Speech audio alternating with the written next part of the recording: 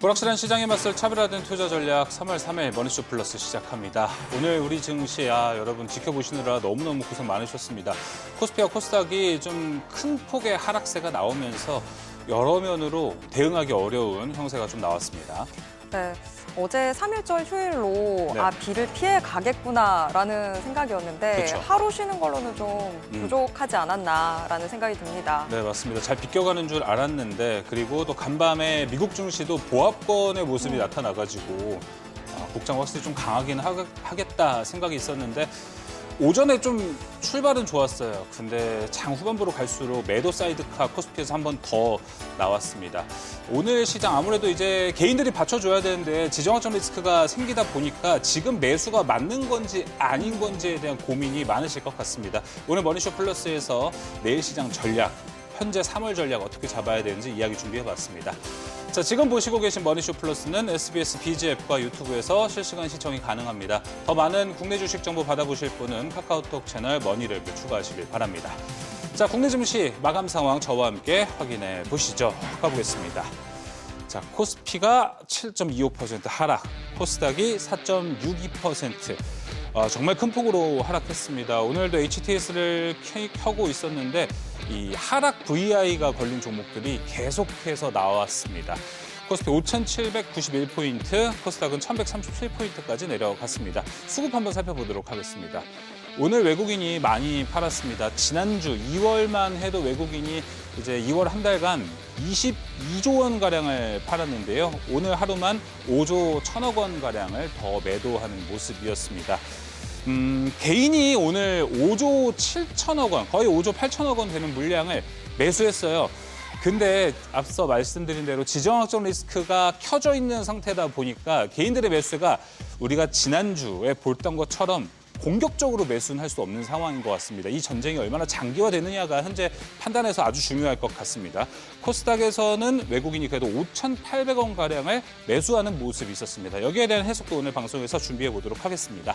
자, 오늘 장 3가지 키워드 시장 정리 한번 해드리도록 하겠습니다. 첫 번째 키워드부터 만나보시죠.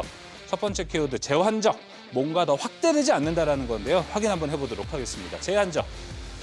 자, 이제 JP모건 제이미 다이먼 CEO가 증시의 충격은 제한적일 거라는 이야기도 주말에 함께 했습니다.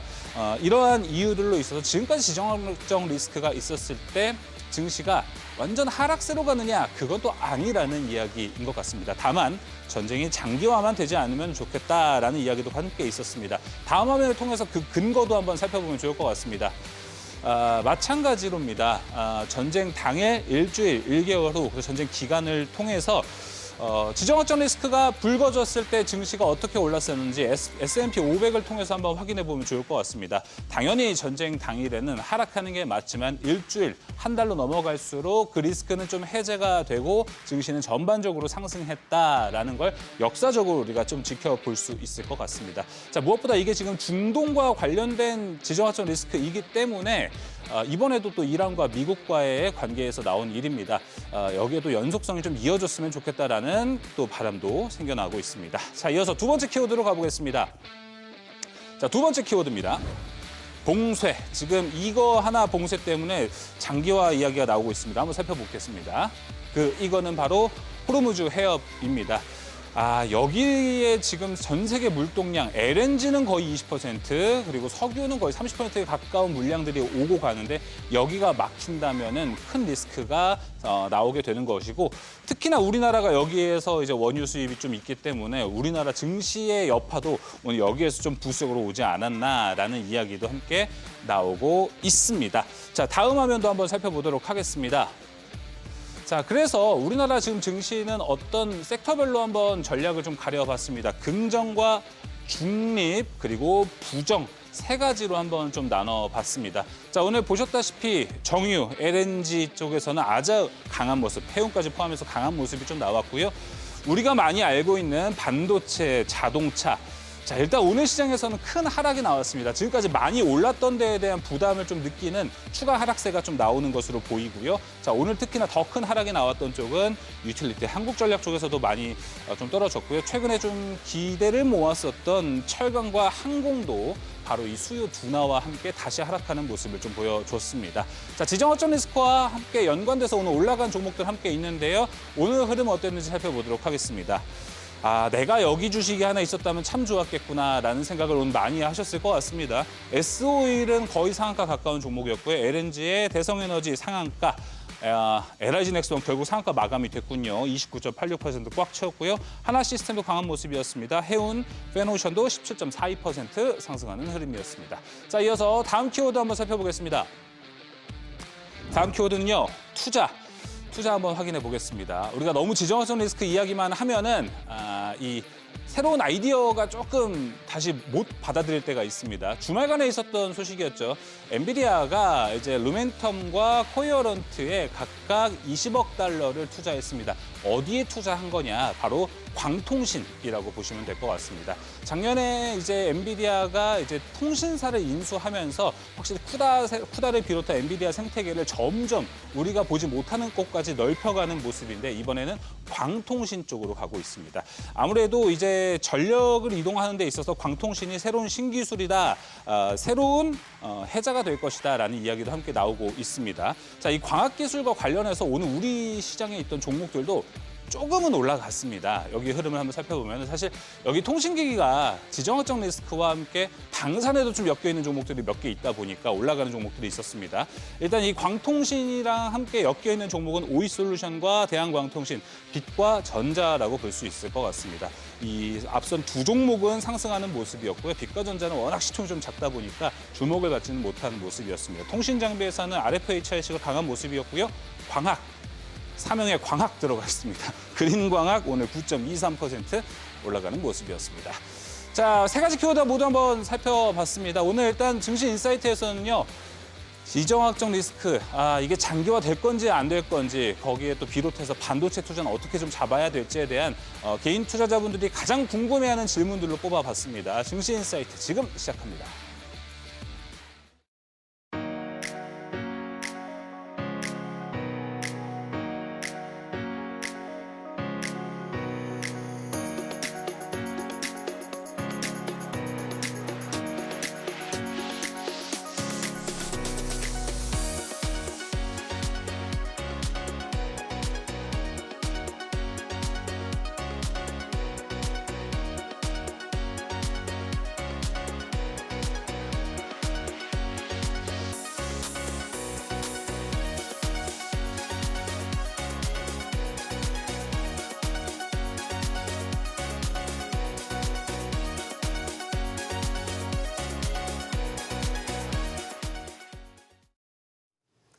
미국과 이란의 전쟁이 장기화될 우려가 생겨나면서 우리 시장은 내림세에 보였습니다. 특히 코스피는 장중 한때 매도 사이드카도 발동이 됐습니다. 그렇습니다. 달러원 환율도 크게 올랐고요. 외국인의 매도세도 거세진 영향에 코스피 6천선도 내줬습니다. 자, 변동성이 극대화된 상황 속에서 어떤 전략 지금 펼쳐야 할지 함께 이야기 나눠보도록 하겠습니다. NH투자증권 김영환 수석연구원, FR자산관리 길건우 대표 나왔습니다. 어서 오세요.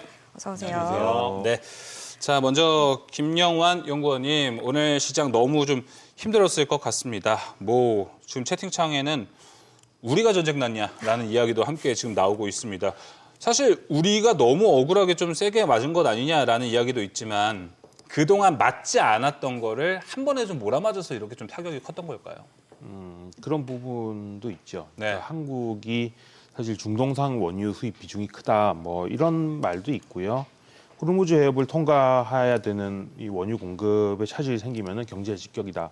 그런 부분도 있지만 한국이랑 사실은 비슷한 사정에 처해 있는 일본도 낙폭이 한국만큼 크지 않았으니까 이렇게 생각하면은 한국이 그동안 너무 많이 올랐기 때문에 네.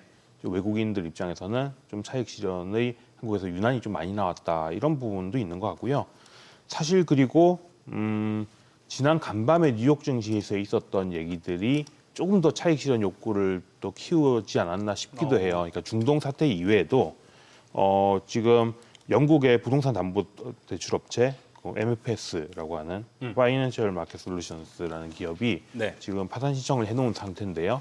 지난달 말에 했습니다. 근데 그게 이제 간밤에 미국의 사모 대출을 해주는 이 사모 운용사들이 이쪽 익스포저가 있다 이런 맞아요. 얘기를 하면서 금융사들 주가가 좀 조정을 받았단 말이죠.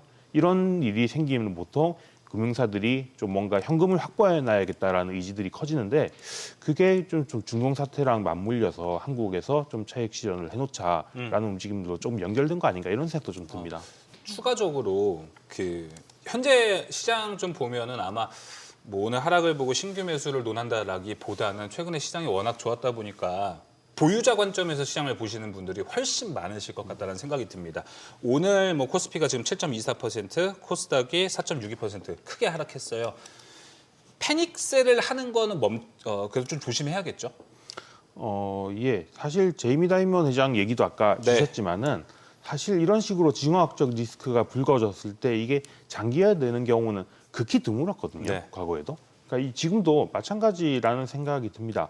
보통 이런 지정학적 리스크가 처음 생기면 유가도 올라가고 여기에 따라서 경제 영향을 생각하는데 여기 간과돼 있는 부분이 지금처럼 올라간 유가 내지는 여기서 한 번 더 올라갈 유가의 정점 가격을 떠나서 네. 그게 얼마나 오랫동안 지속될지가 사실은 중요한데 맞아요. 다른 사람들은 그런 부분에 대해서는 조금 덜 생각하고 우와 이 정도 왔으면 이 정도까지는 떨어질 수 있는 거 아니야 이런 생각을 먼저 한단 말이죠. 근데 사실 중동 전쟁이 아주 장기화되고 고유가가 과거에 뭐 오일 쇼크 이런 맞아요. 게 있었다시피 그런 시기처럼 가지만 않는다면은 사실 지금 같은 경우는 팔아야 되는 시기라기보다 오히려 사야 되는 시기가 가깝죠. 오히려 사야 되는 시기. 먼저 일단 김영환 연구원 의견 들어봤었는데 길건우 대표님은 오늘 시장 그러면 어떻게 보셨는지 사야 되는 시점이라고 보셨는지 궁금한데요. 방송 딱 들어가기 전에 제가 한 질문이랑 똑같은 것 같은데 사야 네. 돼요, 팔아야 돼요? 그 답변 한번 어떤 판단을 좀 얘기해 하세요? 주시죠. 저도 위원님이랑 조금 비슷하면 분할 매수하기 좋은 시점인 거는 같아요. 왜냐하면 뭐 길게 본다라고 하면 오늘 그냥 시총 상위만 쫙 봐볼게요. 삼성전자 9% 빠졌고요. SK하이닉스 11% 빠졌고요. 현대차가 11% 빠졌습니다. LG엔솔 7% 빠졌습니다. 얘네들이 중동에서 싸움 난다고 해서 직접적으로 타격을 받는 게 있을까라고 거꾸로 한번 생각을 해보신다라고 하면 크게 있지는 않거든요. 맞아요. 그러면 왜 빠졌냐? 그냥 단순하게 차익 실현 욕구가 굉장히 셀 때는요. 그냥 악재 이만한 것만 터져도 바로 팝니다. 근데 그게 이제 오늘 조금 세게 나왔다라고 저는 이제 개인적으로 보고 있고 그러면 이때 사냐 마냐는 이 기업들 자체가 갖고 있는 재료들이 없어졌냐 아니냐를 먼저 판단하시는 게 사실은 맞을 것 같아요. 예. 삼성전자, SK하이닉스, 반도체 투톱 같은 경우에는 아직까지는 크게 훼손될 건 없습니다. 근데 최근에 뭐 21만 전자, 100만 익스 이렇게 올라가다 보니까 차익 실현 용가가 조금 많이 차 있었다라고 보고 있고요. 현대차 같은 경우에도 저는 뭐 이렇게 분석을 해본다라고 하면 재료에 크게 손상된 건 없습니다. 왜냐하면 이제 기존의 PER 기준으로 볼 때는 완성차 업체로 보는 게 아니라 지금은 그냥 로봇이랑 자율주행 업체로 보는 것 같아요. 예. 그래서 PER 오늘 기준으로도 한 거의 16배 정도 갔거든요. 그러면 여기에 훼손만 없다라고 하면 사실은 분할 매수하는 게 맞는 것 같고요. 다만 이제 2차 전지 같은 경우에는 기존에 최근 들어서 조금 올랐던 게 그냥 오로지 기대감이었거든요. 근데 이 기대감이라는 거는 정확하게 숫자가 찍히기 전에는 악재를 굉장히 크게 반영을 하고요. 네. 회복하는 데도 시간이 조금 걸리거든요. 그러면 이 섹터 내로 그냥 단순하게 비교해 본다라고 하면 반도체나 뭐 이제 로봇, 자율주행 같은 경우는 전혀 문제가 안 될 것 같고 2차 전지는 살짝 고민해 보시는 게 좋을 것 같고. 저희가 뭐 원래 좋진 않았지만 그쵸. 수급으로 올라간 게 있으니까. 네, 그래서 아마 수급은 조금 더 악재를 길게 예. 반영하는 경향이 있으니까 요거 이제 감안하시면 좋을 것 같고. 근데 이제 대신에 뭐 가장 체크해 보셔야 될 건 오늘 밤에 미국에서 어떻게 반응하냐인 것 그쵸. 같아요.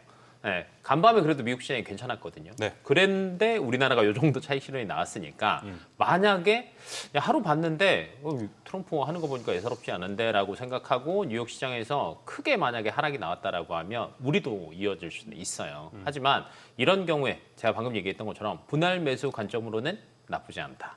왜냐하면 못 사신 분들이 제 주변에도 들어보면 의외로 굉장히 많습니다. 야, 지금도 죽지 않았어요. 사야 될까요? 사야 될까요? 하다가 진짜 너무 올라가 버려서 놓치신 분들이 있는데 이분들한테는 좋은 기회일 수 있거든요. 그래서 아직까지는 파는 시기보다는 사야 되는 시기가 맞는 것 같습니다. 네, 알겠습니다. 뭐 예탁금이 119조까지 오늘 장 시작할 때는 집계가 됐었는데 오늘 한번 이제 끝나고 내일 얼마 정도가 아직 좀 구비가 되어 있는지 확인해 보는 것도 중요한 포인트 될 것 같습니다. 자, 오늘은 이제 현재에 대한 전략을 확실하게 펼치는 시간을 좀 마련해 봤습니다. 증시 격언에 이런 얘기가 있죠. 정부 정책에는 맞서지 말고 이 지정학적 리스크에는 맞서라. 이런 이야기도 함께 있습니다. 오늘 같은 급락장에서는 매수의 기회가 맞았는지 뭐 먼저 삼성전자와 하이닉스 이야기부터 같이 좀 풀어가 보도록 하겠습니다. 뭐 워낙에 많이 올라가 있어가지고 김명환 연구원님 최근에 뭐 이렇게 급등도 물량을 소화하는 과정이라고 긍정적으로 바라보고 싶은데 숫자가 너무 어마어마하게 찍히니까 마음은 조금 확실히 많이 불편한 것 같습니다. 어떻게 좀 해야 될까요, 여기는? 외국인 매도가 결국 가파른 게 문제인데 이렇게 생각해 보시면 될 것 같아요. 연초 이후에 외국인 투자자들이 한국 주식을 판 게 총 다 합치면 한 26조 정도 됩니다.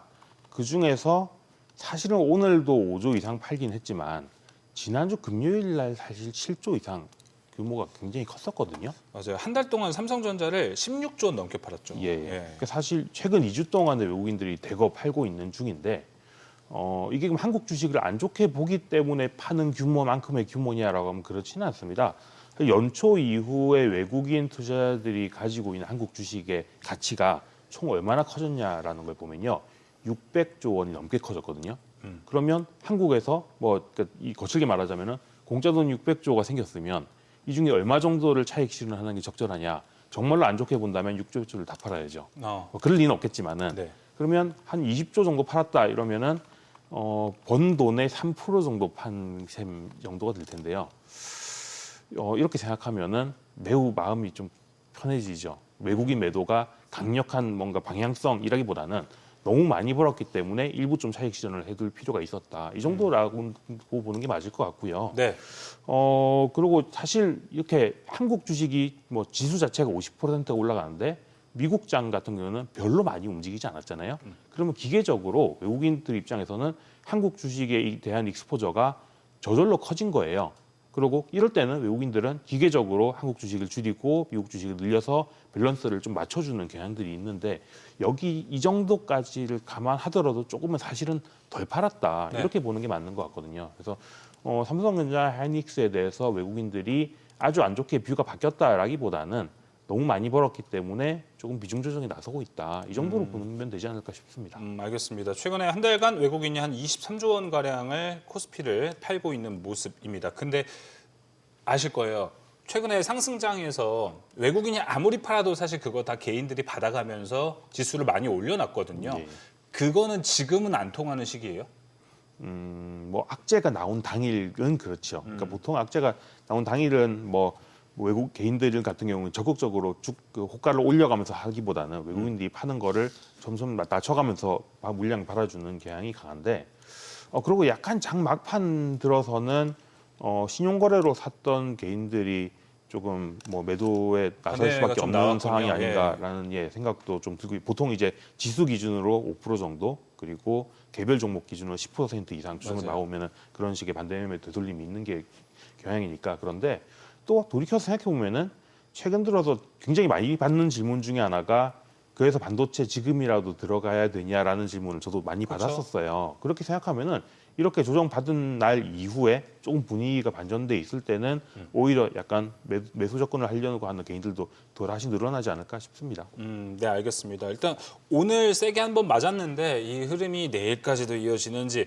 그렇다고 너무 또 패닉 셀을 하는 거는 지양하는 게 현재 시장에서는 여러 번 좀 맞다라는 걸 말씀드리도록 하겠습니다. 길건호 대표님, 근데 오늘 또 삼성전자, SK하이닉스는 큰 폭으로 하락했는데 장 초반에 이 반도체 소부장 보신 분들은 놀라셨을 거예요. 네. 뭐 소부장의 시기가 오는 건가? 이러면서 오늘 뭐 리노공업도 올라갔고 원익 IPS 뭐 다양한 종목들이 오늘 그래도 양전을 한 상태로 마감만 됐거든요.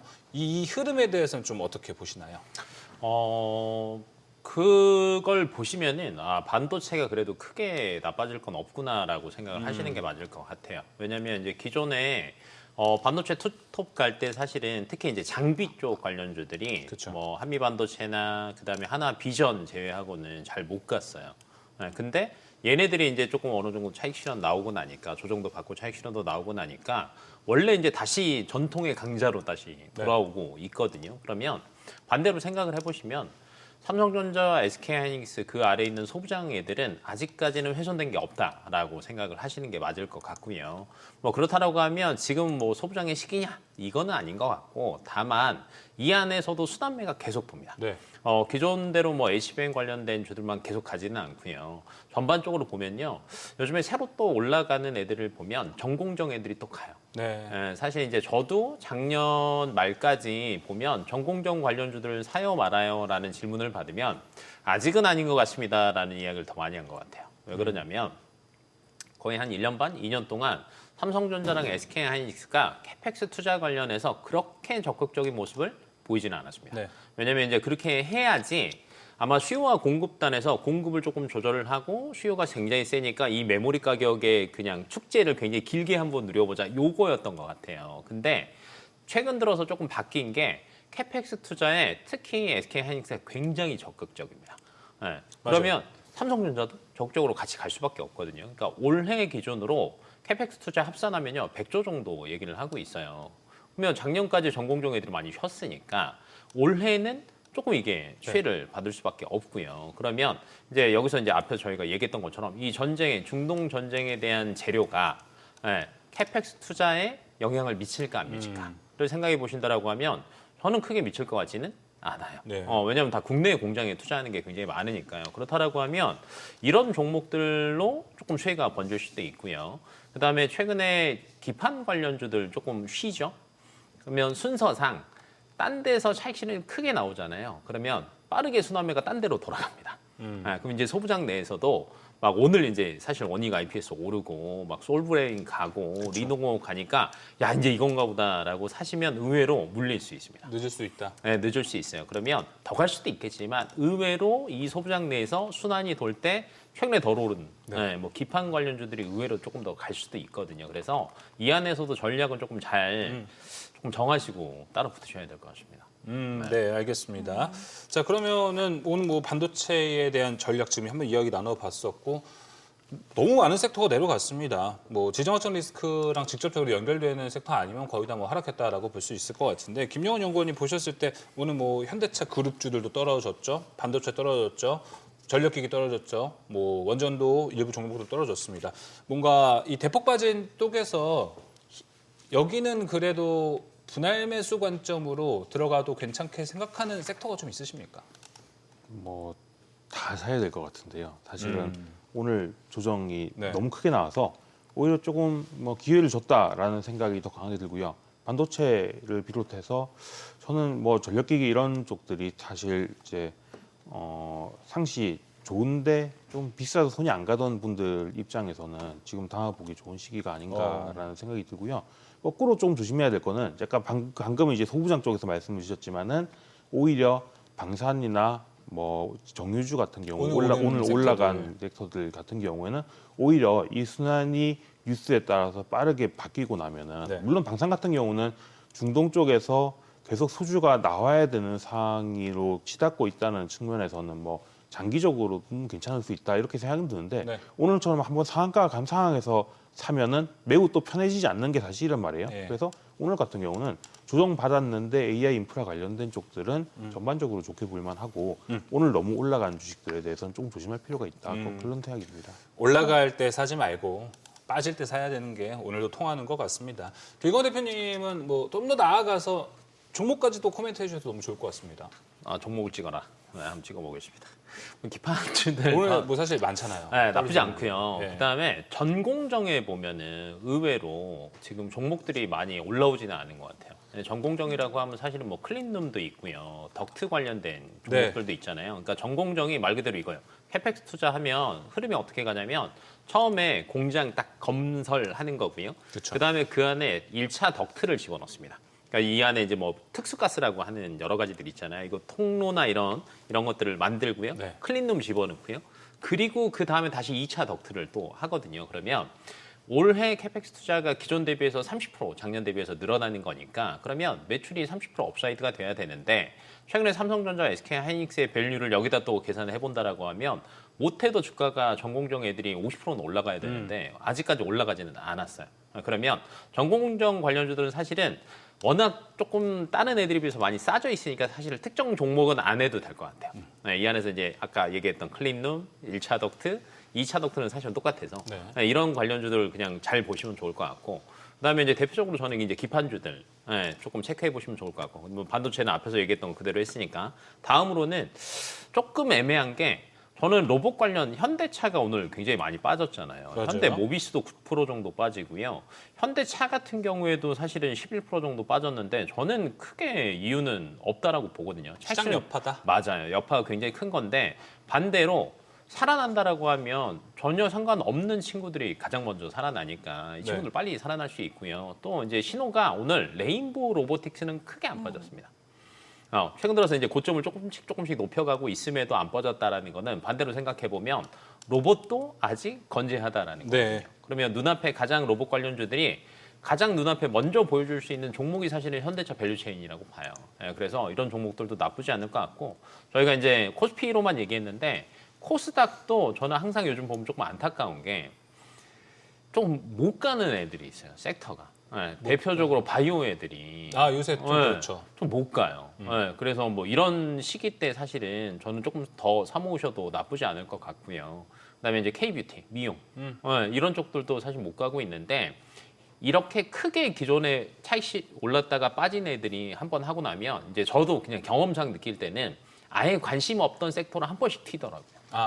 그러니까 기존에 아예 못 올랐거나 수급이 안 왔던 섹터로 튀면서 야 얘네들 실적 어떻게 되지? 1분기 실적 한번 체크해봐야 되지 않아? 근데 지금 제가 얘기한 바이오 특정 종목들과 K-뷰티 실적 좋은 애들은요 사실 아무 상관이 없거든요. 이쪽으로 틀 수 있는 거죠. 그래서 조금 기존이랑은 조금 다른 쪽으로 갈 수 있으니까 이것도 조금 염두에 두시면 재밌지 않을까. 이게 장 초반에 코스피는 파란불이었고 코스닥은 강하게 빨간불이 나왔던 시기가 있었어요. 그래서 저는 그 시기 해석을 3월 초에 이제 타임폴리오랑 삼성운용사에서 코스닥 액티브 ETF가 나온다는 얘기가 있어서 그 수급들이 여기로 좀 세게 들어가는가 보다 이렇게 생각을 했었는데 결국 뭐 종가는 이렇게 많이 하락을 했지만 코스피와 코스닥의 차이 있잖아요. 7%와 4%의 차이. 코스닥의 이런 수급도 지금 매력적인 포인트는 있습니까?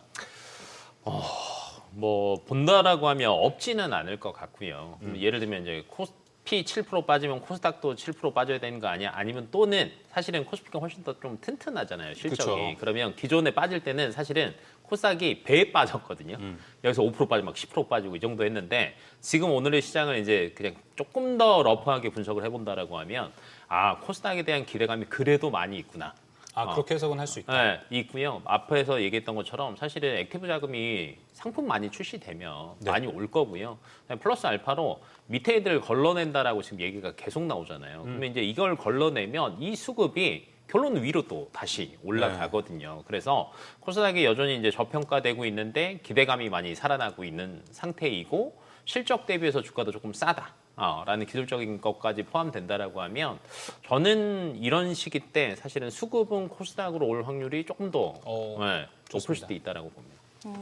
코스닥 시장까지 조금 더 저희가 눈을 넓게 보면서 기다려 봐야 되겠네요. 자, 그러면 다음 섹터 좀 체크를 해보도록 하겠습니다. 오늘 그래도 올랐던 방산, 정유, 해운주들 좀 계속해서 상승세를 이어갈 수 있는 힘이 있는지 좀 체크해 보도록 하겠습니다. 김병환 연구원님, 오늘 일단 방산주부터 먼저 좀 체크를 해보면요. 이게 수주 기대감까지 이미 다 반영이 돼서 오른 건지 아니면 그냥 일시적으로 수급이 그냥 쏠린 결과라고 봐야 될까요? 어떻게 보세요? 오늘의 상승폭 자체를 보면 수급 쏠림이 심했다고 봐야죠. 그러니까 근데 근본적으로 방산주가 좋은 요소가 있느냐라고 하면 있긴 합니다. 그러니까 사실 지금 이란이 미국이랑만 싸우는 게 아니라 미국의 군사기지를 제공한 중변 중동 지역들 남사하고 있잖아요. 그런 것들이 결국은 중동 내에서 뭔가 자주국방에 좀 무기들을 체계를 좀 더 확충할 필요가 있다. 이런 걸 자극하는 부분인데 한국의 방산주들이 주로 수출을 하는 곳들이 첫 번째는 동유럽이고 그 다음이 중동, 동남아 이렇게 되니까 뭐 그런 점에서는 중장기적으로 계속 수주가 잘 나올 만한 배경이 되고 있는 건 맞죠. 뭐 그건 맞는데 그게 오늘 하루에 29%가 올라야 되는 수준의 뭔가 변화냐라고 하면은 그렇게 금방 나올 수 있는 얘기는 분명히 아니긴 하거든요. 그래서 조금 이건 긴 호흡으로 봐야 되지 않을까. 오늘 내일 추격 매수를 하기는 조금 곤란한 부분이라는 생각은 들고요. 다만 지금 뭐 우크라이나에서부터 이스라엘에서 지금 이란까지 이런 식으로 지정학적 리스크가 여러 지역에서 불거지는 것들은 결국은 한국 방산에 대한 수요는 네. 앞으로도 밝다. 이렇게 정도는 말씀드릴 수 있겠습니다. 결국에 방사는 그래도 좀 수주를 기대를 하면서 보긴 해야 되는데 지금 급하게 볼 건 아니다라고 정리를 해볼 수 있을 텐데 그러면 길건우 대표님 오늘 사실 급등했던 이 방산주들이 아니라 좀 그 안에서도 많이 못 오르는 종목들을 저희가 주시를 하면서 기다리고 있어야 되는 걸까요? 요즘에 전쟁의 양상은 조금 바뀌는 것 같아요. 여기가 지금 남자분 3분 있잖아요. 네. 다 군대에 저희는 갔다 왔잖아요. 그쵸. 그러면 예전에 군대라고 하면 딱 그냥 그 군대 용어로 해볼게요. 보병이 있고요. 포병이 있고요. 그다음에 뭐 수송 뭐 이렇게 등등 몇 개 있잖아요. 그러니까 직접 싸우는 애들이 사실은 훨씬 더 많았거든요. 재래식 전투. 맞아요. 근데 요즘에 넷플릭스에 보면은 그 유명 개그맨이 재입대하는 네, 프로그램이 있습니다. 근데 거기에 새로운 병과가 있더라고요. 뭐죠? 드론 조종. 아, 네. 그래 이게 왜 그러냐? 전쟁의 양상이 사실은 많이 바뀌고 있어요. 어떻게 바뀌냐면 요즘에 전쟁 나는 거 이렇게 영상으로 뉴스로 보시면은 대부분 미사일 날아가고요. 날아오는 거 뒤쫓아가면서 막 격추하거나 아니면 날아오는 걸 지상에서 쏴가지고 같이 맞닥뜨려서 터트리고 이런 거거든요. 그러니까 방공이 굉장히 중요해졌습니다. 그러면 이 방공에서 또 중요한 게 뭐가 있냐면 통신이에요. 네, 통신이 어찌됐건 빨라야지 쏘는 걸 바로 체킹해서 또 쫓아가서 쏘는 거거든요. 그래서 아마 이쪽 관련주들이 사실은 조금 더 흐름은 더 탈 수 있을 것 같아요. 기존 대비해서. 그러니까 LIG 넥슨이 오늘 사실은 상한가죠. 29.86이면 그냥 완전 상한가, 풀리지도 않고 상한가인 건데 그럼 LIG 넥슨은 중동 쪽에 미사일로 자꾸 전쟁을 하니까 앞에서 위원님이 이야기하셨던 것처럼 나머지 애들도 자주국방 이야기가 계속 나올 겁니다. 네. 그래서 최근 들어서 한 근 3년 동안 본다라고 하면 사우디도 그렇고 전반적으로 LIG 넥스원의 무기를 많이 사갔거든요. 그럼 다른 애들도 이제 검증이 된 거잖아요. 그래서 많이 살 거예요. 그리고 그 다음이 지금 당장 안 되니까 그러면 조금 싸게 뭐 할 수 있는 거 없어? 그럼 방공과 드론입니다. 그럼 여기에 포함되는 게 통신인 거고요. 그래서 이쪽은 조금 움직일 확률이 훨씬 더 높지 않을까라고 예상이 되고 있고 제가 예전에 그 풍산 잠깐 한번 얘기했던 것 같은데 풍산이 의외로 드론 쪽이 강자입니다. 풍산이 드론 만들어요? 네, 왜냐하면 오. 사실은 드론은 누구나 만들 수는 있어요. 네, 근데 드론은 중국산 거 싼 거 막 갖다가 조립하면 되니까. 근데 가장 중요한 건 탄약입니다.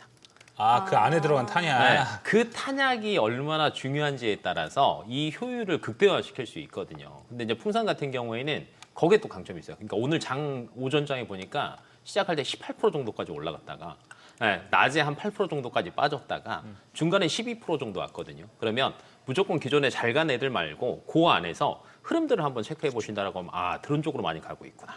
네, 그다음에 오늘 RF 머티리얼즈랑 RF 시스템즈가 또 잘 갔잖아요. 예. 그러니까 이것도 사실은 통신인 거죠. 네, 그래서 이쪽으로 흐름은 조금 넘어가고 있으니까 기존에 우리가 방산하면 방산 사사 이렇게 생각을 하셨을 텐데 조금 다른 개념으로 한번 생각을 해보시는 것도 재밌지 않을까 싶습니다. 그러니까 드론도 네. 굉장히 지금 체분화해서 맞아요. 봐야 되는 것 같아요. 네네. 우크라이나랑 러시아랑 싸울 때는 드론이 뭔가 효과적이었던 것 같은데 네. 지금은 드론을 아예 미사일로 격추를 해버리는 해버리니까 것도 그러면 그냥 드론을 단순히 제작하는 쪽보다는 드론 탐지 그쵸. 그쪽으로 그것도 좀 더 있고요. 봐야 되는 걸까요? 앞에서 저희가 그 앵커님이 얘기할 때 광통신 얘기했잖아요. 예. 그러니까 이것도 있어요. 그러니까 제밍이라고 하거든요. 드론의 취약점은 뭐냐면 전파에 약해요. 그러니까 날아가는 걸 추격시키려면 전파 막 쏴가지고 무선으로 하던 걸 탁 끊어버리면 얘네들 떨어지는 거예요. 예. 그러니까 이걸 보완하려고 광통신으로 합니다. 아, 그것도 광통신이 네, 있죠. 굉장히 얇고 길게 해서 이거 거리상으로 하면 요즘에 그냥 뭐 이론적으로는 한 20km까지도 된대요. 네, 그러니까 아마 전쟁에 대한 양상을 효율적으로 바뀌고 긴급하게 대응을 하려면 이런 쪽에 대한 없던 매출이 생길 수도 있거든요. 그래서 좀 진짜 기존과는 다른 생각들을 많이 해야 되는 시기인 것 같아요. 기존에 뭐 갔던 애가 잘 가겠지 요거보다는 이 안에서도 굉장히 디테일해졌다. 네, 그래서 요 안에서 재밌는 거는 제가 방금 얘기했던 드론에 들어가는 탄약이나 아니면 드론 재민과 전혀 관련이 없는 광통신이나 네. 네, 아니면 이제 통신 장비주들 같은 경우는 사실은 미국 주파수 경매에도 또 포함이 되잖아요. 여러 가지 재료가 많은 종목들이나. 6G도 곧 하고. 네, 맞아요. 네. 네, 그래갖고 이렇게 조금 해보신다라고 하면 요 안에서 좀 재밌게 튈 것 같아요. 풍사는 또 드론으로 연결될 수 있는지 새롭게 좀 체크가 됐고요. 정유주도 한번 좀 저희 체크해 볼까요? 김영환 연구원님, 일단 정유주들은 지금 상황이 플러스가 되는 상황은 맞는 것 같긴 한데 전쟁이 장기화된다고 하면 또 상황은 바뀔 수도 있잖아요. 그렇죠. 그러면 정유주가 좀 이 전쟁이 장기화된다고 했을 때 어느 순간부터가 좀 상황이 바뀌는 그 시점이 되는 걸까요? 지금이 탈출할 시점. 지금이요? 맞습니다. 예, 정유주는 이제 유가가 올라가면은 다 보유하고 있는 정유 그 원유의 가치가 올라가니까 네. 일시적으로는 수익성이 좋아지죠. 근데 그거는 뭐 한 개 분기, 길면 두 개 분기까지 있고요. 그 뒤에는 사와야 되는 도입 가격 자체가 올라가니까 수익성이 좋아지는 거는 없어지는데 보통은 이제 그래서 정유주는 공급보다는 수요가 좋아지면서 원유가 올라갈 때는 괜찮다고 얘기를 하고요. 보통은 이제 이렇게 공급이 올라갈 때 효과는 한 개에서 두 개 분기 정도로 일시적이다. 그러면 사실 이 주가가 언제까지 유지될지는 사실은 좀 불투명하죠. 뭐 그런 측면에서는 지금 뭐 전쟁의 수혜주를 찾는 것보다는 오히려 이게 좀 짧아질 때 그러면 어느 쪽으로 가격들이 눌렸던 것들이 다시 튀느냐 이 관점으로 좀 보는 게 더 적당한 상황인 것 같은데요. 바로 지금이라고 하셔가지고 순간 좀 당황을 했었는데, 네, 정유주. 네, 그럼 또 해운주도 사실 궁금하긴 하거든요. 해운은 좀 복잡하다라는 인식도 있고 해서 오늘 해운주도 오르긴 했지만 이 흐름을 언제까지 좀 볼 수 있을지 궁금한데 길건우 대표님, 해운주들은 저희가 어떤 식으로 좀 봐야 될까요? 그러면 이것도 제가 위원님의 뉘앙스를 이어받아서 이것도 지금. 이것도 지금. 근데 해운이 운임이 생각보다 네. 특히나 그 컨테이너 말고 벌크선들은 네, 네, 네. 운임이 꽤나 전쟁 전에도 올라가 많이 있었어요. 올랐어요. 그래서 네. 이게 더 피크를 쳐서 급등 시세가 뭐 다시 또 쉽게 내려갈 것 같다라는 생각은 안 들더라고요. 크게 영향은 없을 것 같은데요. 오늘 해운주가 올라간 이유를 체크해 본다라고 하면 심플해요. 네, 그냥 중동 쪽에 원래 많이 통과해서 우리가 지나가야 되는데 이거 막았으니까 그쵸. 돌아가야 된다. 그러면 해운사들은 기존의 물동량을 맡긴 애들한테 야 이거 어쩔 수 없다. 니네 네. 돈 더 줘야 돼. 근데 우리 배 돌려야 되는데 안 그러면 어떡할래? 돈 당연히 더 주겠죠. 근데 이게 장기화가 된다라고 하면 사실은 큰 이득은 없고요. 그럼 장기화가 되면 또 뭐가 문제냐면 앞에서 저희가 유가 얘기했잖아요. 네. 유가가 또 올라가요. 그러면 해운주는 이거잖아요. 물류인데 말 그대로 쉽게 얘기해서 물류 그냥 가는 거 아니잖아요. 기름 넣어야지 가는 거니까. 근데 기름 비싸게 사가지고요. 멀리 돌아가요. 이거 그대로 다 전가시킬 수 있을까요? 네, 운임비에. 그거 사실은 어렵거든요. 네. 네, 그러면 단기적으로 사실은 조금 영향을 받는 게 저는 맞을 것 같아요. 근데 최근에 이게 유가 하락과 연관된 게 맞아요, 있었죠. 맞아요. 그래서 뭐 당장 뭐 이번 주에 그러면 이거 바로 꺾이는 건 이건 모르겠어요.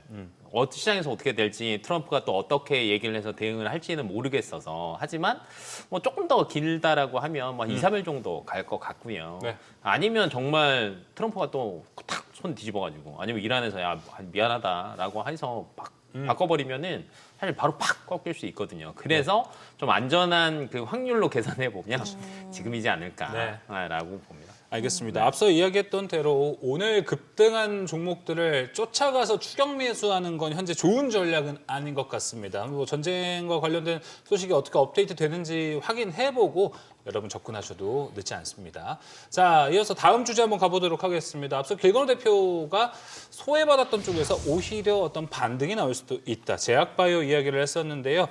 오늘 사실 뭐 제약바이오가 아예 조용했다라고 볼 수는 없습니다. 올릭스, 로켓헬스케어, 에임드바이오 계속해서 연속성 있게 올라가는 모습입니다.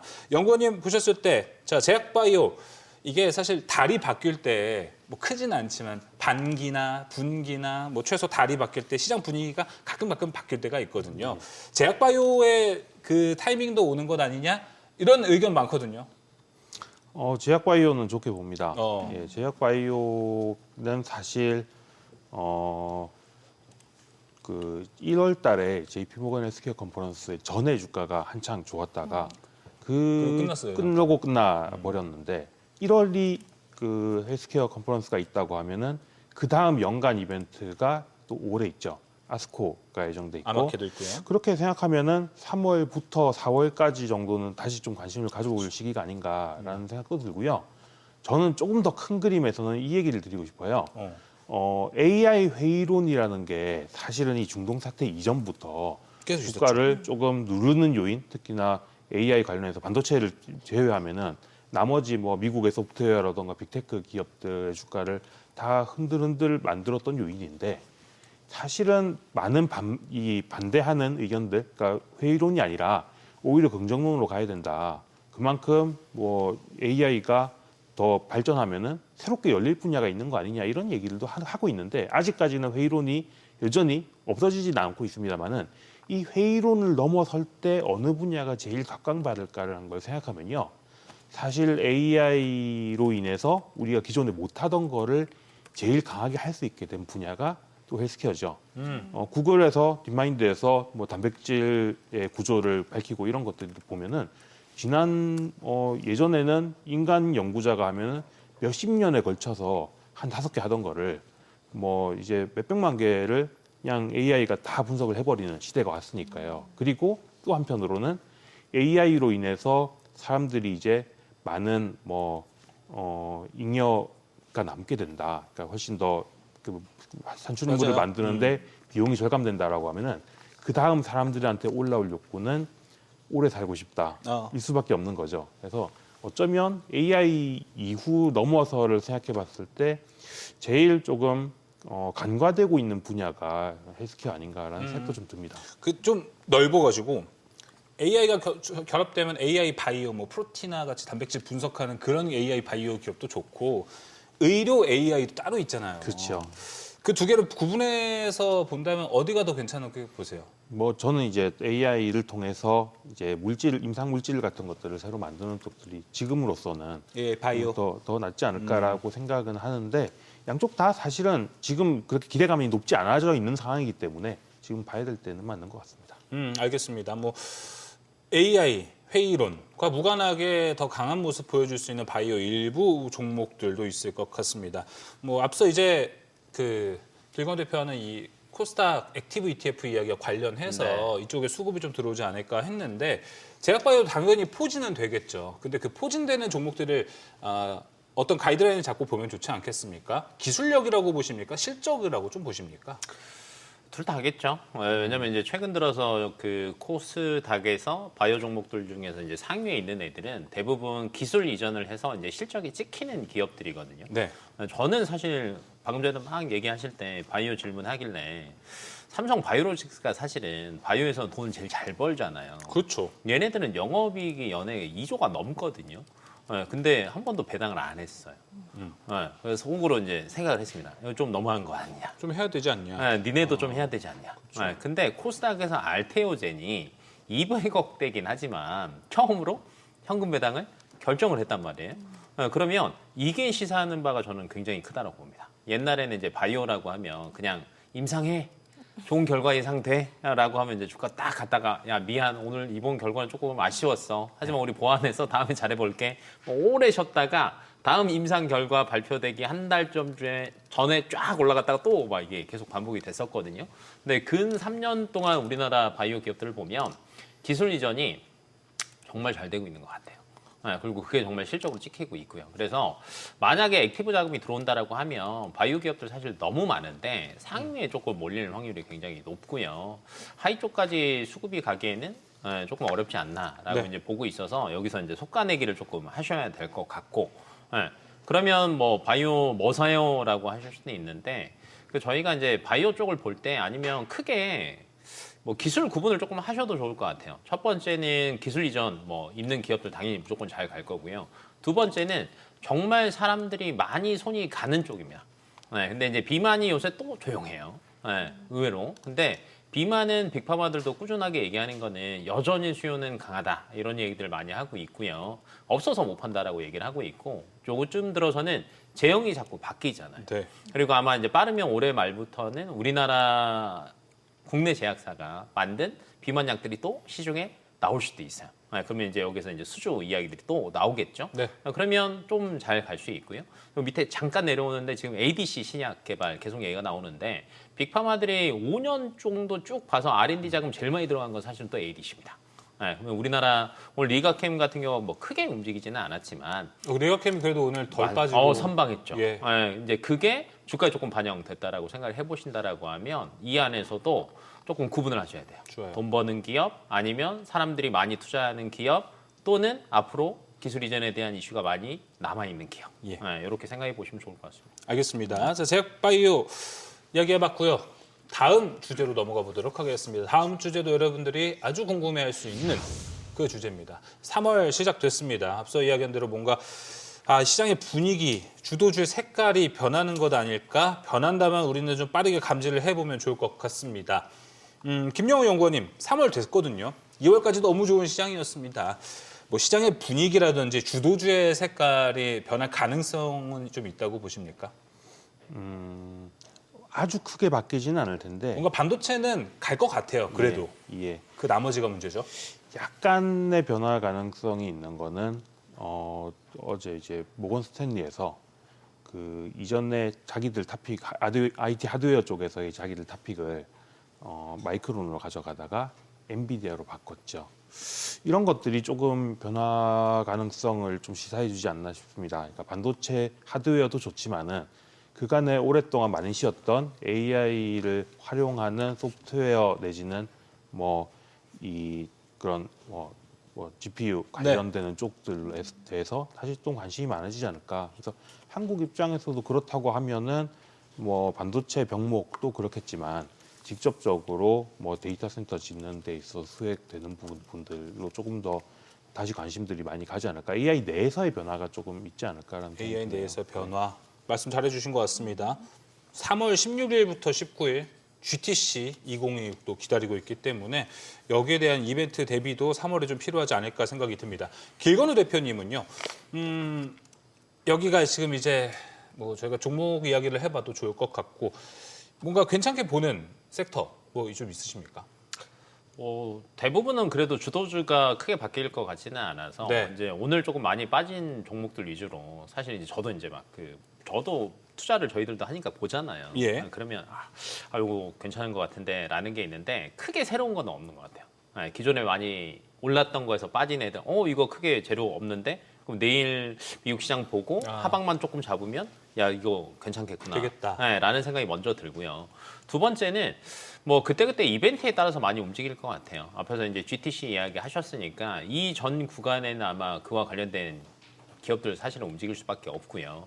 그거 딱 끝나고 나면은 이제 그 다음 재료 또 뭐 있냐 이렇게 저희가 고민을 한번 해보셔야 되잖아요. 이벤트. 네, 그러면 또 이제 우주 또 한번 나올 때 됐고. 네, 그러면 스페이스 X가 어찌됐건 상장하기 전까지는 이게 퐁당퐁당일 정도로 계속 주기적으로 나올 겁니다. 네, 근데 이제 그거 딱 또 끝나잖아요. 그럼 또 다시 또 로봇이거든요. 예. 네, 이런 식으로 계속 돌 거예요. 그래서 가는 애 자꾸 잡으려고 생각하지 마시고 그냥 잘 모르겠을 때는 그냥 다음 달에 뭐 있지? 그 다음 달에 뭐 있지? 일정을 따라서. 올해 IPO 일정 뭐 있지? 이런 식으로 차라리 좀 길게 보고 미리 가서 기다리시는 전략이 훨씬 더 나으실 것 같습니다. 예, 네. 알겠습니다. 3월에 뭔가 주도주 색깔의 변화에 대한 이야기 아직은 조금 어려울 것 같습니다. 하지만 반도체는 꾸준히 강한 모습 그 안에서 일정들 살펴보면서 3월 전략 잘 삼아보셔도 좋을 것 같습니다. 자, 오늘 증시 인사이트는 여기서 마무리하도록 하겠습니다. 김영환 연구원, 길건우 대표 함께했습니다. 오늘 말씀 고맙습니다.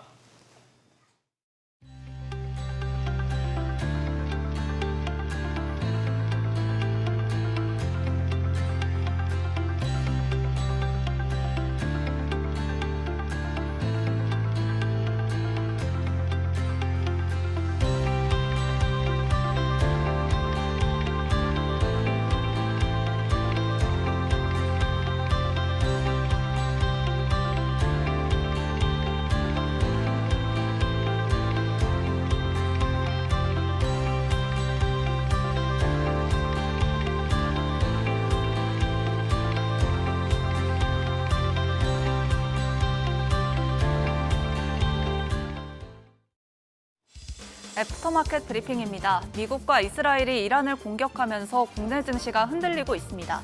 정규장에서 코스피는 7% 이상 급락하며 5,791선에서 마감했고 코스닥은 4.62% 밀리며 1,137포인트로 장 마쳤습니다. 오늘 애프터마켓 분위기는 어떤지 시세 짚어보겠습니다. 우선 시가총액 상위 종목들입니다. 정규장에서는 시가총액 1위에서 10위 가운데 한화 에어로스페이스를 제외하고 모두 파란불을 켜며 장 마쳤는데요. 특별한 악재 없이도 지정학적 리스크로 조정받고 있습니다. 애프터마켓에서도 비슷한 흐름을 보여주고 있는데요. 삼성전자 현재 11.36% 밀리며 19만 1,900원에 거래되고 있고요. SK하이닉스는 12% 넘게 빠지면서 93만 원에 거래되고 있습니다. 현대차도 전일장에서 크게 올랐는데 오늘은 13.65% 밀리고 있습니다. 58만 2천 원에 거래되고 있고요. LG에너지솔루션과 삼성바이오로직스도 각각 9% 넘게, 5% 넘게 빠지고 있습니다. 다음으로 상승률 1위에서 5위 종목들도 함께 보겠습니다. 오늘은 방산, 석유, 그리고 해운 업종만이 시장 분위기와 상반되게 빨간불을 켜며 장 마쳤습니다. 방산주들은 오전부터 힘을 받고 있는 가운데 하나증권은 LIG 넥스원에 주목했는데요. 이 LIG 넥스원의 천궁2가 미국의 패트리어트 미사일을 보완할 수 있다며 목표가를 71만 원으로 올렸습니다. 한화시스템도 현재 함께 오름세고요. LIG 넥스원은 66만 1,000원에 거래되고 있고 한화시스템은 14만 7천 원입니다. 그리고 전쟁이 조기 종료되더라도 중동 무기 수요는 계속 증가할 수 있기 때문에 증권가에서는 방산주들이 장기적으로 수혜를 입을 가능성도 언급했습니다. 특히 정규장 마감 후에는 한화 에어로스페이스가 더 크게 뛰고 있습니다. 현재 146만 7천 원에 거래되고 있습니다.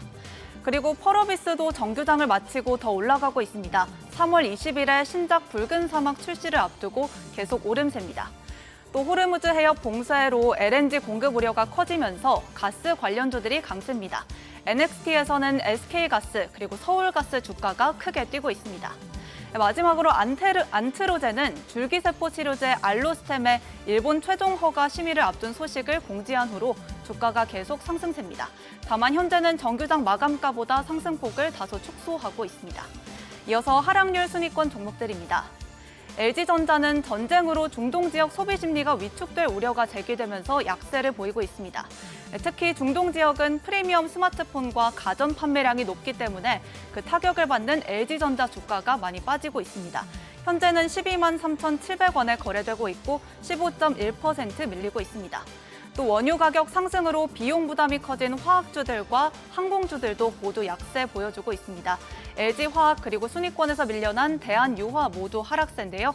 이외에도 연료비 부담이 커진 항공주 한진칼도 현재 순위권에서 빠졌지만 급락세 보이고 있습니다. 마지막으로 거래량 동반해서 함께 움직이는 종목들입니다. 방산주들이 계속 강세 보여주고 있습니다. 한화시스템과 삼양컴텍 모두 상승하고 있고요. 또 중동 긴장으로 해운주들도 강세 보여주고 있습니다. 호르무즈 해협이 막히면서 배운항이 줄자 해상 운임이 크게 오를 것으로 보이는데요. 실제로 27일을 기준으로 했을 때 상하이 컨테이너 운임 지수는 전주 대비 7% 오르기도 했고 또 초대형 유조선인 BLCC 운임도 크게 올랐습니다. 현대제철도 전쟁으로 에너지 가격이 오르자 철강업계는 전기료 부담을 우려하면서 현재 현대제철 순위권 밖에서 밀려났지만 그래도 전기료 부담 증가로 약세 보여주고 있습니다. 특히 전기로 철강 제품을 만드는 전기로 제철소의 비중이 높기 때문에 급락세 보여주고 있습니다.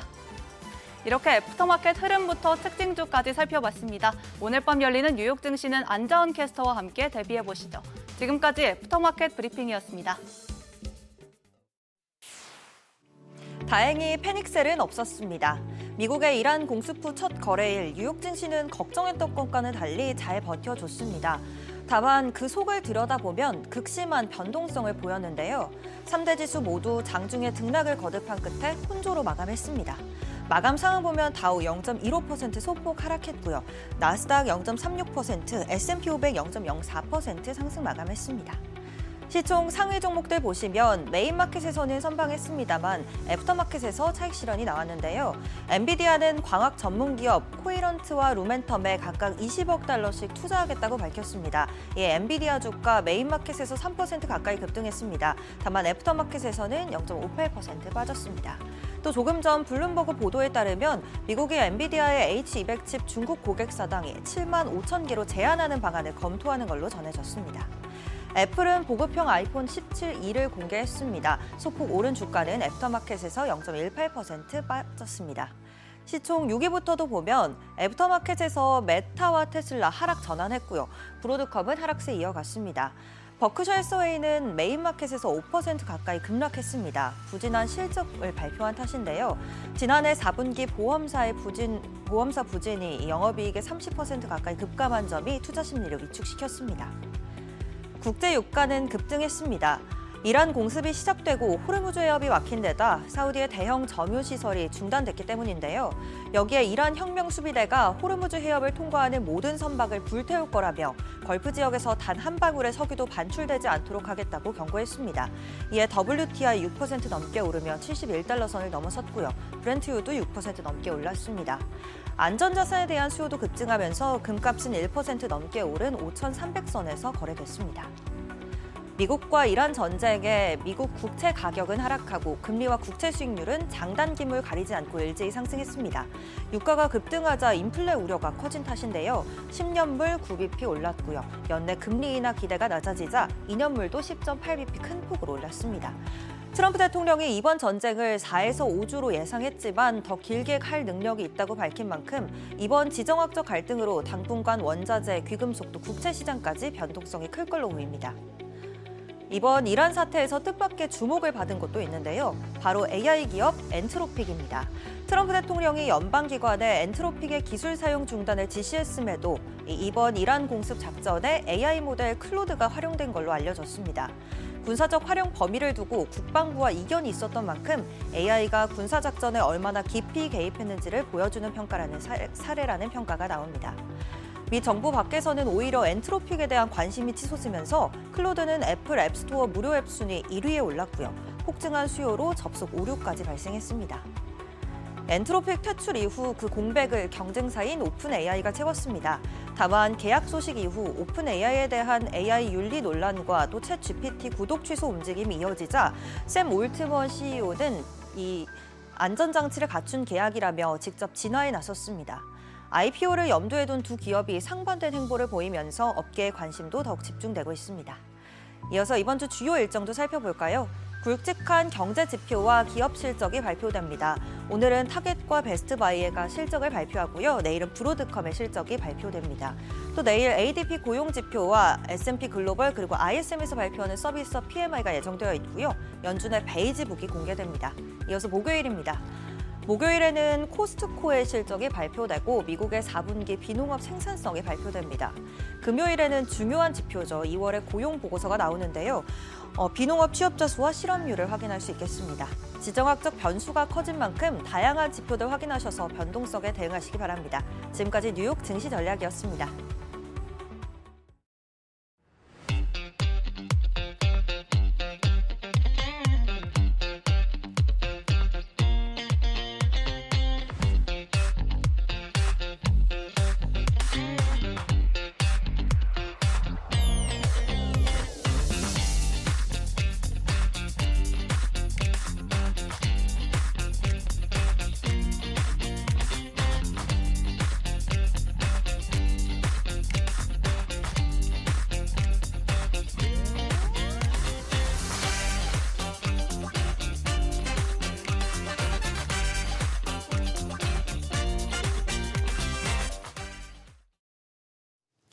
지난 주말 미국과 이란의 분쟁 격화로 하메네이가 사망했습니다. 이후 이란이 호르무즈 해협 봉쇄에 나섰는데요. 관련 영상 보고 오시죠. Geopolitics is a major issue. It's much more complex today than it has been since World War II. I'm talking about Ukraine, Russia, Iran, North Korea, our relationship with China. And that could have an effect, but it may not. So these things may diminish over time. You know, this war with Iran, you know, if it is short and oil goes to 80 or 90 or 100, but it's a short time, not prolonged, it probably won't have a major effect. If it becomes prolonged, then all bets are off the table. 네, 앞서 이야기했던 이 지정학적 리스크는 전쟁이 얼마나 길어지느냐 이 포인트가 가장 중요할 것 같습니다. 자, 시장에 대한 현재 이야기들 다 이야기 나눠보도록 하겠습니다. 함께할 분 소개합니다. 위즈웨이브 이건희 대표 나왔습니다. 대표님 안녕하세요. 네, 안녕하세요. 간밤 뉴욕 증시는 그래도 좀 저가 매수세가 들어오는 것 같았었는데 네. 간밤 뉴욕 증시 상황은 그래도 괜찮지 않았나요? 미국 사람들은 뭐 자기 나라에서 전쟁 안 일어나면 별로 그렇게 생각 안 하죠. 일단 거리가 떨어져 있으니까. 네. 본토에 뭐가 떨어지지 않는 이상, 일단은 크게 충격을 안 받는 것 같아요. 9.11 테러 때는 한번 엄청 빠졌는데, 일단 지금 미국이 이란을 이제 주말 사이에 친 이유도 요즘에 보면 계속 뭐 이렇게 행동할 때 보면 주말에 하죠. 네, 시장 맞아요. 영향을 안 주려고 최대한. 맞아요. 예, 주말에 하는데 사실상 미국 금요일 장 끝날 무렵에 했어요. 예, 이란 시간으로 오후 12시였으니까 낮 12시. 예, 그 무렵이 이제 그래서 마지막에 야간에 좀 빠졌죠. 그러니까 장 끝날 무렵부터 빠지고 금요일 날 좀 먼저 빠졌고요. 그다음에 월요일 날은 생각보다 이제 뭐 이렇게 단기에 끝날 수 있다 이런 전망 때문에 올랐는데 오늘 밤엔 좀 밀릴 수 있겠죠. 이제 호르무즈 해협 봉쇄하고 그다음에 지금 트럼프 자꾸 말을 바꾸잖아요. 그러니까 아시아 증시가 오늘 전반적으로 다 하락을 했잖아요. 그렇습니다. 일본 예. 증시도 빠졌고요. 이게 미국이랑은 좀 다른 이슈가 아니고 시간차에 따라서 이슈가 다시 호르무즈 봉쇄가 불거졌기 때문이라고 보시는 거죠? 그럼 다시 또 미국도 물가가 올라갈 가능성이 높다라고 좀 판단을 할 거고 물론 이제 이게 저는 오늘 우리나라 시장의 반응은 좀 과했다. 이게 딱 뭐랑 매치가 됐냐면 우리 2월 2일 날도 이랬거든요. 맞아요. 2월 첫 거래일도 많이 5%대 하락했던 걸로 케비노 씨 임명하고 뭐 금은 가격 급락했다고 갑자기 5% 넘게 빠졌잖아요. 그래서 2월 첫째 주에 변동성이 굉장히 컸습니다. 맞아요. 우리 다 잊어버렸는데 연휴 끝나고 이제 명절 이후에 우리 계속 올랐으니까 잊어버리셨는데 그러니까 이 핑계 삼아 뺐다. 근데 제가 긍정적인 걸 말씀드리면 내일 반등 나올 겁니다. 왜냐하면 외국인들이 2조 5천억 가까이 매도를 하다가 선물을 3천억으로 줄였어요. 3,800억으로. 아, 선물이요? 동시호가에 그냥 확 한마디로 이제 말아 올렸다라고 우리들 이제 표현으로 많이 그렇게 얘기하는데 네. 금액을 3,500억, 590억까지 매도 금액을 줄였어요. 그럼 거의 2조를 종가 무렵에 산 거거든요. 그 얘기는 무슨 말이냐면 내일 시장 더 빼진 않을 거다라는 신호입니다. 그러니까 그렇게 보고 있고 내일 만약에 이제 우리가 이 밤에 미국 시장이 또 빠지더라도 한 1% 가까이 뭐 빠지더라도 우린 미리 빠졌잖아요. 그렇죠? 7%나 빠졌는데. 그러니까 우리는 오히려 선반영을 다 했다라고 보시는 그렇게 거예요? 보시는 게 맞습니다. 삼성전자, 하이닉스 이렇게 빠지면 여기 뭐 하는 거지? 그래서 지금 애프터마켓에서 이제 약간 좀 패닉 셀링 같은 게 좀 나오고 있죠. 네. 예. 대표님은 그러면은 지금 전쟁 장기화에 대해서는 크게 생각 안 하시는 것 같아요? 장기화를 할 수가 없습니다. 장기화를 하려면 지상군이 들어가야 되는데 트럼프는 지상군을 안 보낼 거예요. 안 근데 보낸다고 뭐 말도 하고 있고. 지금도 언제든지 접을 수 있는 이유가 뭐냐면 하메네이? 그분 돌아가셨잖아요, 네. 그죠? 일단은 맨 우두머리는 죽였으니까. 예, 일단 명분은 된다. 근데 이스라엘은 계속 꼬셔서 계속 미국이랑 전쟁을 하고 싶겠죠. 왜냐하면 이스라엘은 가장 본인들의 적이 이란이기 때문에 이란을 어떻게 좀 해결해야 위에 있는 또 헤즈볼라라든지 쪽 연관된 것들을 끊어버리고 싶은 거죠. 근데 제가 볼 때 그 전에 이제 한번 그 이스라엘 총리가 네. 미국에 한번 갔었잖아요. 네. 그게 전쟁의 신호였는데 계속 눈치 보다가 이번에 터뜨린 거죠. 이 지금 미국이 이걸 장기화하고 싶지 않은 데는 선거 요인도 있을까요? 어쨌거나 물가도 잡아야 될 거고. 선거는 그나마 그래도 11월 달이니까 좀 시간이 있는데 3월 말일 날 이미 이제 그 북미 정상회담이 중국이랑 네. 맞아요. 미국이랑 정상회담이 있죠. 근데 그 정상회담 전에 나름의 이제 이유가 있었을 거예요. 이란을 치면 이란이 중국에 또 석유로 되잖아요. 석유를 많이 공급하고 원유를 많이 공급하고 있는 나라거든요. 예, 그러면 근데 이제 이거 딱 터져가지고 그러면 이거를 공급망을 끊든가 뭐 이렇게 하려고 했을 텐데 더 공고해지겠죠. 근데 오다가 속보를 보니까 아, 이란과 중국이요? 네, 더 공고해지겠죠. 중국이 한마디 했습니다. 호르무즈 해협 봉쇄하지 말라고. 그니까요. 예, 그래서 봉쇄 안 할 겁니다 아마. 그러면은 모든 이슈는 다 풀리는 거 아닙니까, 사실? 풀릴 가능성이 높고요. 예. 그리고 또 이제 이란의 해군 전력은 이미 많이 망가졌기 때문에 봉쇄하고 싶어도 사실은 뭐 기뢰를 깔지 않는 이상은 좀 힘들죠. 근데 네. 기뢰를 깔면 본인들이 문제가 생기니까 그거는 이제 앞으로 거기까지 갈지 여부는 좀 지켜봐야 될 것 같은데 생각보다 단기간에 끝날 가능성이 높습니다. 전면 지상전 들어가고 싶어 하지 않고 그렇죠. 예. 맞아요. 이게 지금 정황상 이란은 이미 하메네이가 사망을 했고 그 뭔가 정신적으로 지도하는 그런 룰이 없기 때문에 장기화되는 걸 원치 않을 거고 호르무즈를 지금 위협하고는 있지만 중국이 풀려고 그러고 네. 이도저도 못하는 상황으로 간 거죠. 네, 맞습니다. 네. 그리고 중국 아니면 이란은 지금 경제에 버틸 수가 없거든요. 맞아요. 예, 러시아랑 이란 같이 이제 경제 제재를 오랫동안 받은 나라들, 특히 이제 이란은 47년인가 받았어요 지금. 그런 나라들은 어쩔 수가 없다. 중국과의 선이 끊어지는 순간 문제가 생기죠. 그래서 중국과의 관계를 어떻게 보면 단절시키려고 들어갔던 게 오히려 공고하게 만드는. 제가 볼 때 이번에 트럼프는 이스라엘 때문에 실수한 것 같습니다. 어떤 실수요? 오히려 중국이랑 이란이 더 사이가 좋아질 수 있죠. 그들의 관계만 예, 그리고 공고하게 만드는. 이번에 그리고 이란을 치면서 나왔던 모든 전략과 전술이 다 노출돼 버렸습니다. 그러니까 이란 같은 나라를 치기 위해서 그런 전략을 썼다. 무리한 카드를 좀 쓴 것도 있다. 이번에 AI를 활용해서 어떻게 전쟁을 하는지 보여줬거든요. 네.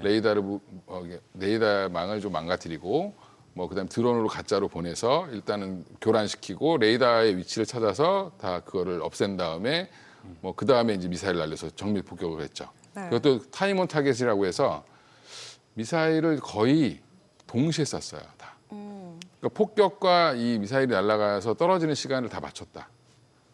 도망갈 시간을 안 만들려고. 네. 근데 그러면 그거 보고 가만히 있는 사람들이 이제 중국이랑 러시아랑 북한이나 이런 적대국들이 다 분석하고 있겠죠. 야, 근데 미국 근데 많이 앞서가 있어갖고 이거는 그냥 어느 정도 노출해도 되는. 그래도 대비를 할 수 있게 만들어준 거죠. 교본을 한번 보여준 거니까.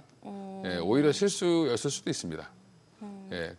앞서서 저희가 증시 인사이트에서 국내 에너지주들은 일단 오늘 급등세는 일단 오늘 하루에서 좀 일단 멈춰놓고 더 시간 갖고 보자 이런 의견이었는데 저는 미국 에너지주들은 그럼 좀 다를까 싶었거든요. 근데 네. 지금 말씀 들어보면 미국 에너지주들도 일단 오늘은 안 오를 수도 있겠네요. 오늘 밤에는. 좀 더 오를 수는 있는데 국제 유가가 지금 바로 100불 갈 거다 그런데 안 가죠. 네, 이유는 뭘까요? 증산한다고 그랬잖아요. 그죠? 오펙 회원국들이.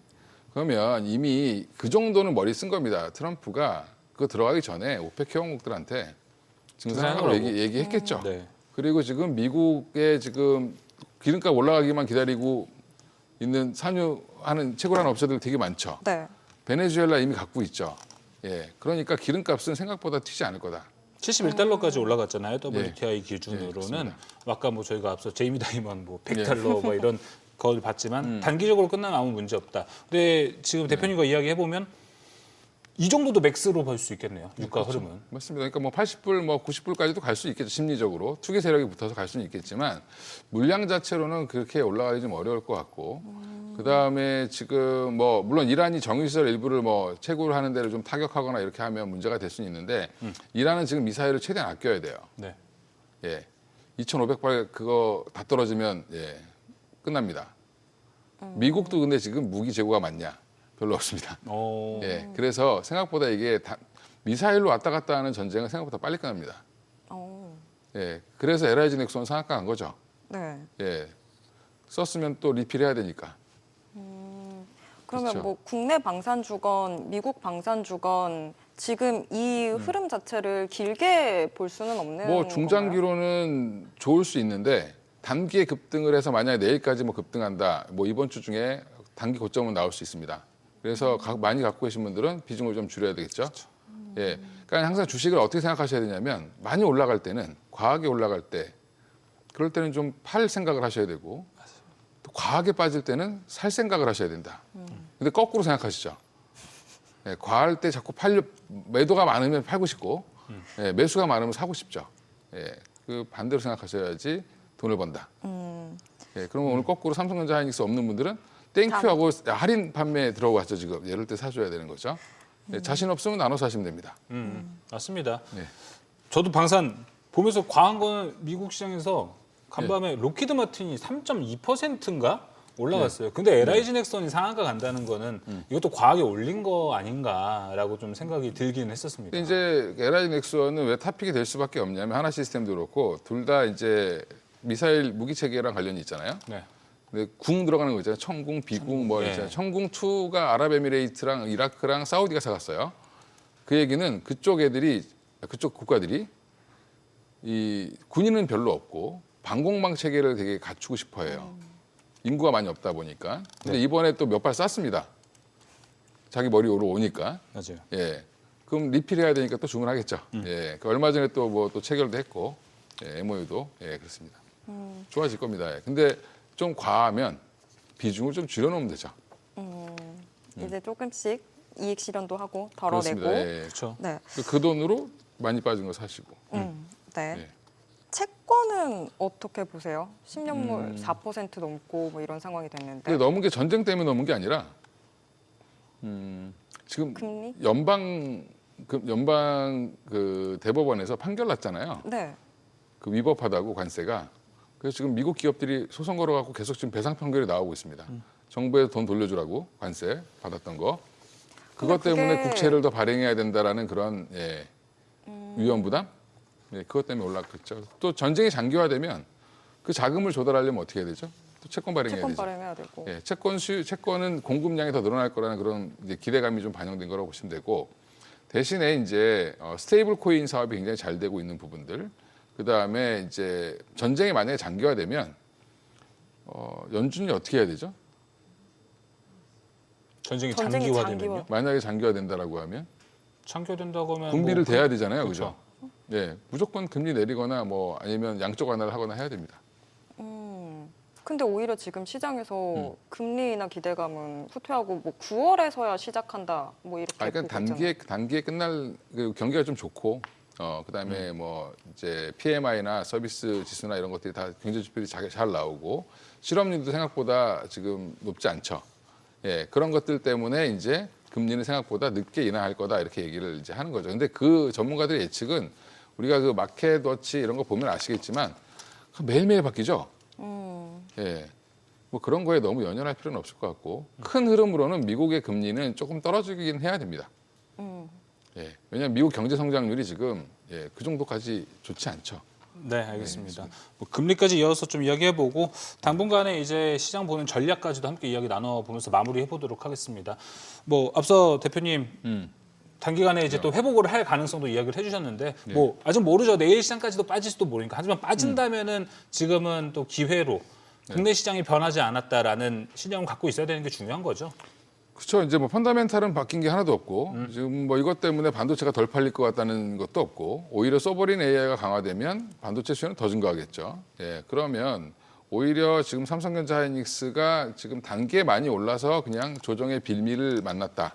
그러면 가격이 빠질 때마다 모아가는 전략도 필요하고 있는 분들은 굳이 팔 필요 없고 예, 그렇게 보고 있습니다. 네, 알겠습니다.